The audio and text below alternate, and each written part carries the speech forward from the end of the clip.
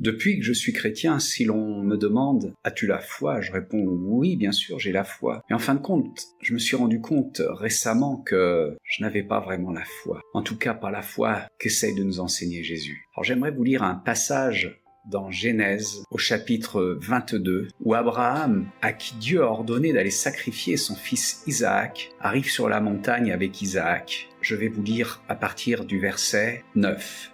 Lorsqu'ils furent arrivés au lieu que Dieu lui avait dit, Abraham y éleva un autel et rangea le bois. Il lia son fils Isaac et le mit sur l'autel par-dessus le bois. Puis Abraham étendit la main et prit le couteau pour égorger son fils. Alors l'ange de l'Éternel l'appela des cieux et dit « Abraham, Abraham !» Et il répondit « Me voici. » L'ange dit « N'avance pas la main sur l'enfant et ne lui fais rien, car je sais maintenant que tu crains Dieu et que tu ne m'as pas refusé ton fils unique. » Abraham leva les yeux et vit derrière lui un bélier retenu dans un buisson par les cornes. Et Abraham alla prendre le bélier et l'offrit en holocauste à la place de son fils. Un peu plus loin, verset 15, l'ange de l'Éternel appela une seconde fois Abraham des cieux et dit « Je le jure par moi-même, parole de l'Éternel, parce que tu as fait cela et que tu ne m'as pas refusé ton fils, ton unique, je te bénirai et je multiplierai ta postérité comme les étoiles du ciel et comme le sable qui est sur le bord de la mer. » J'arrête là ce passage et nous voyons Abraham qui a été jusqu'au bout,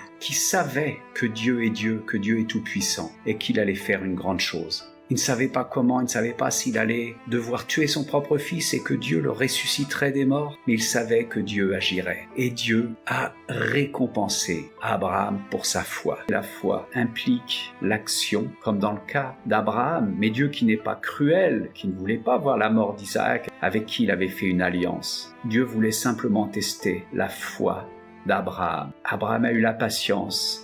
Il a été récompensé. De la même façon, Dieu nous teste. Il va laisser des épreuves arriver dans notre vie afin de tester notre foi. Et Dieu va tester notre persévérance dans la foi. Ce qui peut être pénible, ce qui peut être difficile. Et souvent, nous essayons d'utiliser un plan B, un plan C, plutôt que de rester dans ce que Dieu nous a dit. Et à ce moment-là, Dieu nous laisse nous débrouiller. Il récompense ceux qui attendent jusqu'au bout, ceux qui lui font confiance jusqu'au bout, ceux qui mettent la parole de l'Éternel devant ce que leurs yeux leur disent ou leurs oreilles entendent. Alors ce message, autant pour moi que pour vous d'ailleurs, qui nous exhorte à persévérer, à rester dans la foi. Et si le Seigneur vous a déjà parlé, restez accrochés à ce qu'il vous a dit. Soyez bénis dans le nom de Jésus.